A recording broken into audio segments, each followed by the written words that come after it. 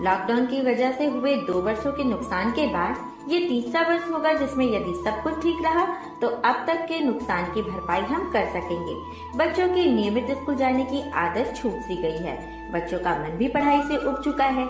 बहुत समय तक स्कूल से बाहर रहने के कारण दोस्तों से दूर रहने से उनके सामाजिकीकरण में भी समस्या आ रही है।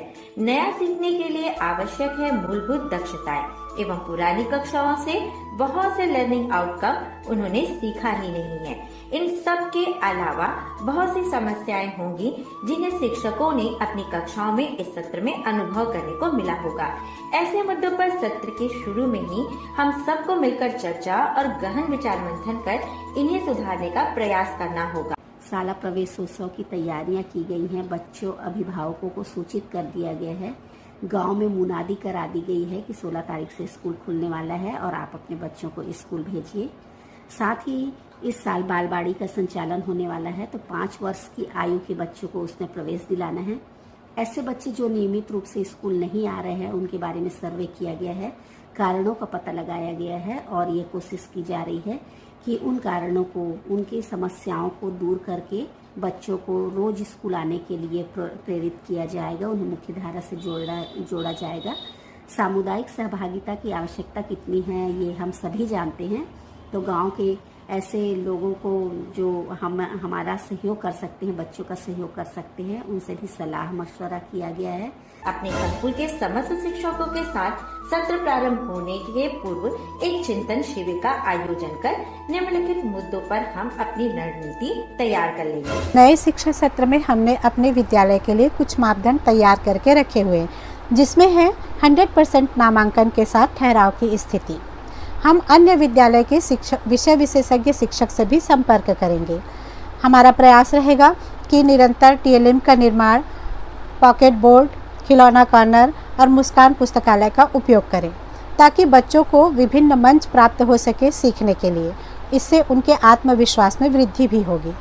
हमारा एक प्रयास यह भी रहेगा कि हम स्थानीय लोगों से सहयोग लें, अर्थात स्थानीय बुद्धिजीवी वर्गों से संपर्क करके हम उन्हें बच्चों को सिखाने या पढ़ाने की जिम्मेदारी दें, जिससे बच्चों को न केवल विद्यालय अपितु विद्यालय के बाहर भी सीखने का अवसर प्राप्त होगा। हमारा प्रयास रहेगा कि हम प्रिंट रिच का वातावरण न केवल अपने विद्यालय में अपितु गांव में भी निर्मित करें। बस्ता विहीन कक्षा में हम बच्चों को विभिन्न प्रकार के व्यवसायों से भी परिचित कराएंगे। हमारा ज़्यादा से ज़्यादा प्रयास यह रहेगा कि हमारा ज़्यादा से ज़्यादा समय बच्चों को सीखने और सिखाने की गतिविधियों में व्यतीत हो।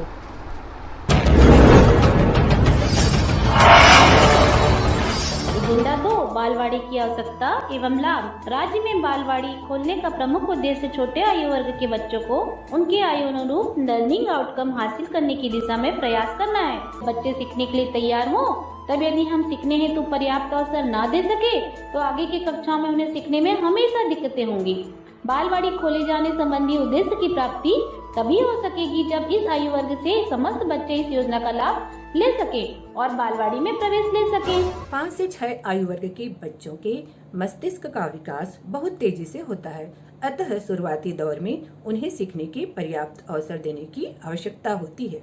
शाला प्रबंधन समिति की बैठक लेकर कोटवारों द्वारा मुनादी करवाकर गांव की दीवारों में नारा लिखकर प्रिंट एवं ऑडियो मीडिया द्वारा विज्ञापन तैयार करवाकर इस योजना का व्यापक प्रचार प्रसार किया जा सकता है। जिन प्राथमिक शालाओं में अध्यापन हेतु 3 शिक्षक उपलब्ध हैं, उनमें से कोई एक निकट की आंगनबाड़ी में जाकर 2 घंटे वहां के बच्चों के साथ काम कर सकते हैं।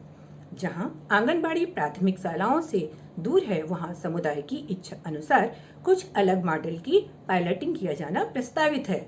प्राथमिक शाला के शिक्षक मेंटर के रूप में निकट के आंगनबाड़ी कार्यकर्ताओं का उन्मुखीकरण करके उन्हें मेंटरशिप प्रदान करते हुए आंगनबाड़ी में ही बालवाड़ी का संचालन करवा सकते हैं। शिक्षक उपलब्धता की स्थिति में उसी प्राथमिक शाला में संचालन किया जा सकता है। तीसरा, आपस में चर्चा करके कोई नवाचारी तरीका सोच सकते हैं। प्रथम चरण में राज्य में कुल 6536 प्राथमिक शालाओं का चयन बालवाड़ी संचालन हेतु किया गया। ये ऐसी शालाएं हैं जहां पर एक ही परिसर में प्राथमिक शाला एवं आंगनबाड़ी लगते हैं या आसपास में हैं, एवं ऐसी शालाएं जहां पर अध्यापन कार्य के लिए 3 शिक्षक उपलब्ध हो, जिसमें से एक शिक्षक निकटतम बालवाड़ी में जाकर 2 घंटे के लिए अध्यापन कार्य करवा सकता है। हमारे राज्य में 50,000 से अधिक आंगनवाड़ियाँ संचालित है। ऐसे में इन आंगनवाड़ियों में प्रवेश ले चुके बच्चों के लिए हम सब मिलके क्या क्या काम कर सकते हैं, किस तरीके से कर सकते हैं, कुछ रणनीतियाँ तैयार करते हैं, जिसमें संकुल के शिक्षक, आंगनवाड़ियों कार्यकर्ता एवं सुपरवाइज़र शामिल होकर एक गठित करके एक मीटिंग और एक प्लानिंग बना सकते हैं हमें किस तरीके से काम करना है। धन्यवाद। सामुदायिक सहभागिता सुनिश्चित करने माताओं का उन्मुखीकरण करते हुए प्रत्येक ग्राम में स्मार्ट माताओं का चयन कर उन्हें प्रोत्साहित किया जाएगा। 5वां, सामुदायिक सहभागिता के अंतर्गत प्रत्येक बालवाड़ी में हितग्राही को आमंत्रित कर बॉटम अप अप्रोच से कार्यक्रम क्रियान्वयन योजना बनाई जाएगी। एजेंडा 3 के अंतर्गत बालवाड़ी के संचालन हेतु बॉटम अप प्लानिंग के बारे में मैं आप सभी को बताऊंगी। यह प्राथमिक शालाओं के साथ एक छोटी कक्षा बालवाड़ी के रूप में खोले जाने का निर्णय लिया गया है। इस उम्र के बच्चों को यदि हम अच्छे से सीखने में सहयोग दे सकें तो आगे की कक्षाओं में सीखना बहुत आसान हो जाएगा। क्या हम अपने स्तर पर बिना किसी बाहरी सहायता या निर्देश के इस दिशा में काम कर सकते हैं? इस पर आप जरूर विचार कीजिएगा। जैसे कि हम सब जानते हैं 5-6 वर्ष के आयु के जो बच्चे रहते हैं उनमें ब्रेन का विकास बहुत तेज़ी से होता है। इसलिए यदि हम उन्हें इस समय कुछ सिखाएंगे तो हमें अगली की कक्षा में मदद मिलेगी। इसलिए सरकार ने नई शिक्षा नीति के तहत बालवाड़ी की स्थापना करने जा रही है और हमारे छत्तीसगढ़ में भी लगभग 5-5.5 हज़ार बालवाड़ी की स्थापना हो रही है। और इस बालवाड़ी के सफल क्रियान्वयन के लिए हम एक टीम बनाएंगे। इस टीम में हमारे शिक्षा विभाग से और बाल महिला और विकास विभाग से सदस्य होंगे और हम एक अच्छी योजना बनाएंगे ताकि हम एक सफल बालवाड़ी का क्रियान्वयन कर सकें। सभी स्कूलों और गांवों में परिस्थितियां अलग अलग होती हैं, इसलिए एक प्रकार की सभी योजना या सभी के लिए एक ही प्रकार के निर्देश कारगर नहीं हो सकते। इसके लिए सभी हितग्राहियों को आमंत्रित कर अपने क्षेत्र में बालवाड़ी के सफल क्रियान्वयन के लिए मिलकर योजना बनाए जाने से ही कोई कार्यक्रम सफल हो सकेगा। बैठक में चर्चा के लिए राज्य स्तर पर एक पुस्तिका तैयार है, जिसका अध्ययन कर इस प्रक्रिया को आप अपने अपने क्षेत्र में लागू कर सकते हैं। यह टेलीग्राम में भी उपलब्ध है। एजेंडा 4 बालवाड़ी में सीखने सिखाने हेतु सामग्री FLN के लक्ष्यों को समय पर प्राप्त करने एवं छोटे बच्चों को सीखने में सहयोग करने हेतु हम सबको मिलकर स्थानीय स्तर पर निम्नलिखित सामग्री बनाकर उपयोग हेतु उपलब्ध कराई जानी होगी। जैसा आप सबको पता है, माननीय मुख्यमंत्री जी ने नए शिक्षा सत्र 16 जून से जो हमारा शाला प्रवेश उत्सव प्रारंभ होने वाला है, उसी के साथ साथ इस वर्ष बालवाड़ी प्रारंभ करने की घोषणा उन्होंने की है। तो ये प्री प्राइमरी एजुकेशन के तहत ये घोषणा उनके द्वारा की गई है। तो हम हमारे विकासखंड में कुल 74 स्कूलों का चयन हमारे द्वारा किया गया है। चयन का जो आधार है, कम से कम वहाँ पे 2 या 2 से अधिक शिक्षक हों, साथ ही साथ उस आंगनवाड़ी केंद्र जो आंगनवाड़ी केंद्र है वो हमारे शाला परिसर में हो, साथ ही साथ उस स्कूल में कम से कम 2 शिक्षक या उससे अधिक शिक्षक हों, आंगनवाड़ी कार्यकर्ता हों, आंगनवाड़ी सहायिका हो। ऐसे पूर्ण रूप से सभी सुविधाओं से युक्त केंद्रों का चयन हमारे द्वारा किया गया है। इन केंद्रों को प्रिंट रिच से पूरी तरह से सुसज्जित कर दिया गया है ताकि 16 जून को जैसे ही बच्चे उस स्कूल में आएँ तो उनको एक नया माहौल मिले और आकर्षक माहौल मिले। साथ ही साथ खेल खेल में शिक्षा देने के लिए बहुत सारे खेल के जो संसाधन हैं, जो टॉयज़ हैं, खिलौने हैं, वो भी हमारे द्वारा एकत्र कर लिया गया है। जैसे ही वो स्कूल में आएंगे उनको किसी प्रकार का बोरियत महसूस न हो। खेल खेल में वो धीरे धीरे शिक्षा के मुख्य धारा से वो जुड़ें और जब ये बालवाड़ी से कक्षा पहली में जब जाएं तो उनको स्कूल आने के लिए किसी प्रकार से झिझक ना हो, बिना झिझक के वो प्राइमरी एजुकेशन अपना कंप्लीट कर सकें। इसलिए बालवाड़ी का जोर शोर से हमारे यहाँ प्रारंभ होने वाला है। मैं समझता हूँ पूरे सभी जगह इस तरह की व्यवस्थाएं कर ली गई होंगी। हाँ, तो साथी हो, पहला बात यह है कि जिला में प्रचलित जो हमारी स्थानीय भाषा है, लोक भाषा है तो हमारे छत्तीसगढ़ के हर जिला में जैसे जैसे भी बोली भाषा बोले जाते ओकर आधार पे हम टीम गठित करके काम करे पड़ी और गीत कविता कहानी मुहावरा और मुखौटा और बहुत सारे ऐसे चीज़ है आसपास के जेकर द्वारा हमन ला वीडियो ऑडियो से संबंधित सामग्री तैयार करे पड़ी और सामग्री तैयार करके बच्चा मन तक एला उस समुदाय और शिक्षक के माध्यम से भेजल पड़ी ताकि बच्चा जो है लड़का जो है बहुत अच्छा से सीख सके। एजेंडा क्रमांक 5 लेकर पढ़ाई तुहर द्वार 3.0। कोविड लॉकडाउन की वजह से बच्चों को स्कूलों से एवं उनके दोस्तों से और समाजीकरण की प्रक्रिया से अलग रहना पड़ा है। ऐसे में अंतर्मुखी हो रहे बच्चों के व्यक्तित्व के विकास हेतु राज्य की ओर से विशेष प्रयासों की आवश्यकता महसूस की गई है। स्कूल स्तर पर विभिन्न प्रकार की प्रतियोगिता परीक्षा होने से बच्चों में प्रतिभा का विकास होता है, खासकर कमजोर बच्चों को आगे बढ़ने में सहायता मिलती है। इसलिए गुणवत्तापूर्ण व अच्छी शिक्षा के साथ साथ हर क्षेत्र में बच्चों के बीच स्वस्थ प्रतियोगिता होनी चाहिए। गुणवत्तापूर्ण व अच्छी शिक्षा के साथ साथ हर क्षेत्र में बच्चों के बीच स्वस्थ प्रतियोगिता होना चाहिए, जैसे निबंध प्रतियोगिता, भाषण प्रतियोगिता, चित्रकला प्रतियोगिता, संगीत प्रतियोगिता, खेल प्रतियोगिता, विज्ञान प्रोजेक्ट प्रदर्शनी प्रतियोगिता, मौखिक, गणित, विज्ञान, सामान्य ज्ञान। सभी बच्चों को घर पर एवं बाहर ऐसी प्रतियोगिताओं हेतु अभी से तैयार करें ताकि उनके व्यक्तित्व का सही दिशा में विकास हो सके।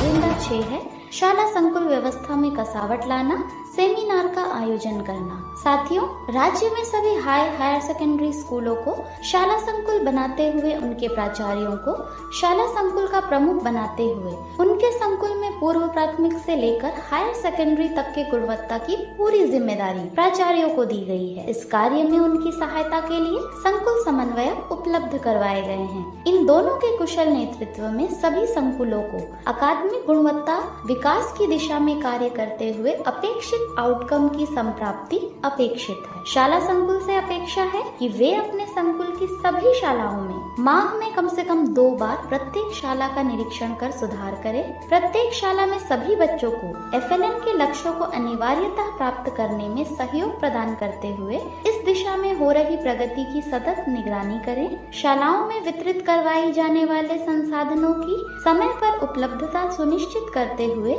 सभी संबंधितों को वितरण कर उपयोग सुनिश्चित करें। शिक्षकों के सतत क्षमता विकास हेतु विभिन्न विषयों में प्रोफेशनल लर्निंग कम्युनिटी का गठन कर उन्हें निरंतर समर्थन दें।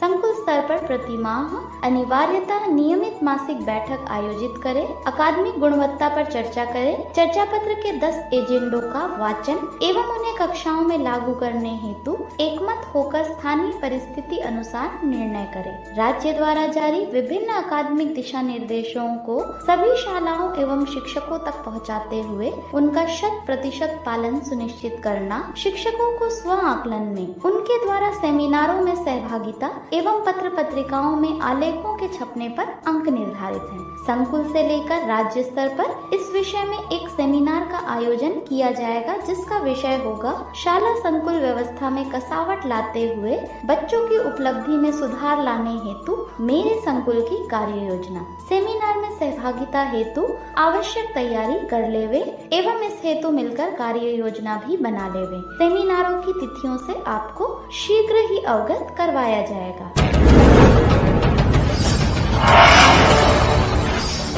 साथियों नमस्कार, मैं मनोज कुमार साहू शासकीय पूर्व माध्यमिक शाला हिजरी से। चर्चा पत्र में अभी एक नया स्तंभ शुरू हुआ है। आकलन हेतु मूल मंत्र में मेरा आलेख इस बार आया है और मैं अपना कुछ अनुभव आकलन से संबंधित आप लोगों को शेयर करना चाहता हूँ। एक बार मैंने अपनी कक्षा में पाचन तंत्र से संबंधित बच्चों को पाठ पढ़ाया और मैं चाह रहा था कि बच्चों ने कितना सीखा है। ये मैं आकलन करने के लिए कुछ रणनीति बनाई, कुछ गतिविधियां सोचा और उस गतिविधियों के संबंध में मैंने बच्चों को निर्देश दिया कि चार्ट और अपनी पुस्तक के चित्र को देख करके पाचन तंत्र का चित्र बनाना है। बच्चों ने उस चित्र को देखा और सभी बच्चे, जो कक्षा में 20 बच्चे थे, वो सभी 20 बच्चों ने पाचन तंत्र का चित्र बनाया। अब मैंने जब बच्चों का उस चित्र को चेक किया तो मैंने देखा कि केवल 2 या 3 बच्चे ही अच्छे से ए ग्रेड में चित्र बना पाए थे, बाकी बच्चे सी और डी ग्रेड में थे।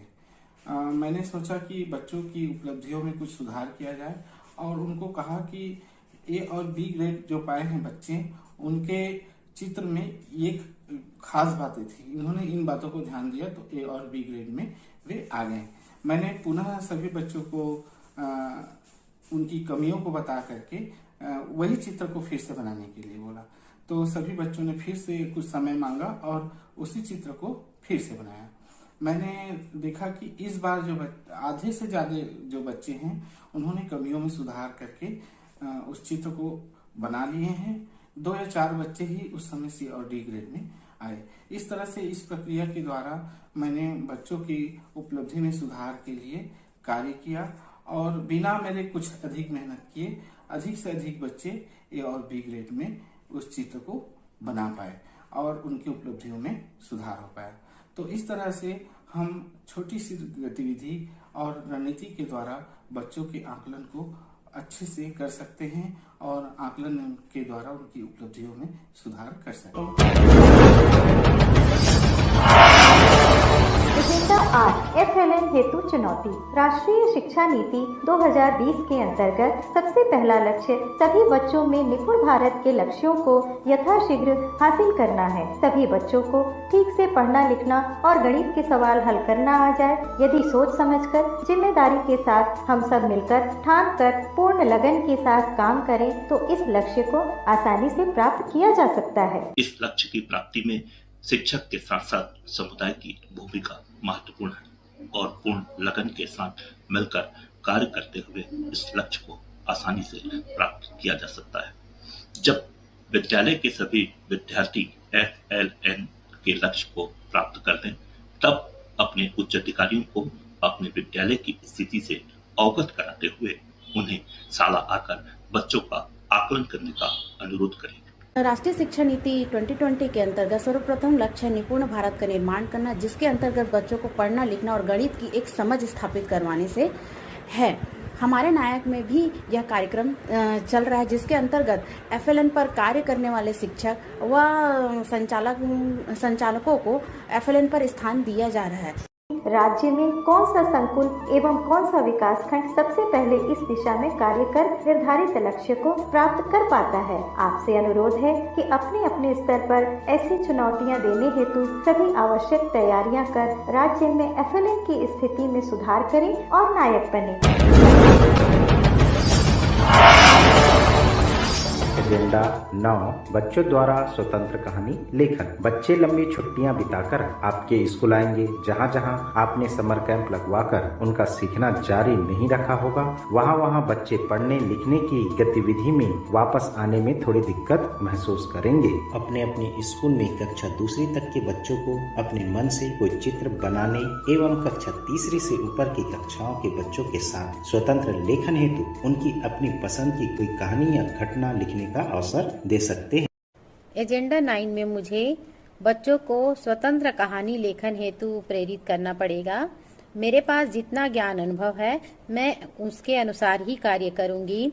बच्चों को मैं A4 साइज का पेपर दे दूंगी और कोई भी टॉपिक में बच्चों से कहूंगी कि बेटा आप लोग अपने मन से कोई भी कहानी या घटना जो आपके साथ घटी हुई है उनको आप उस पर लिखें और मैं एक निर्धारित समय दे दूंगी और बच्चों से कहूंगी कि इस समय सीमा में बच्चों इसके अनुसार आपको काम करना है। उसके बाद मैं बच्चों से ही छटवा दूंगी और उसी को छटवा करके उसको पुस्तक बनाऊंगी और बच्चों के मूल भावों को यथावत रखकर मैं काम करूंगी।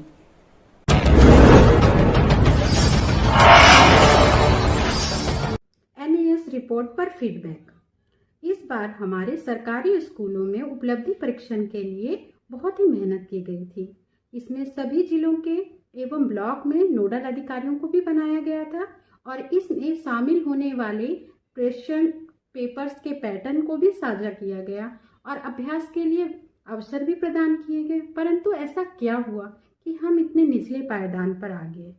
इसके लिए हमें सबको मिलकर एक छोटे छोटे समूह में मिलकर मंथन करना होगा और इसमें जो है NAS सैंपल स्कूल को भी शामिल कर प्राप्त फीडबैक को आप हमें flindiaschool36garh@gmail.com पर अवगत करा सकते हैं। हम सबको स्थिति सुधार की दिशा में बेहतर रणनीति के साथ सबको मिलकर काम करना होगा।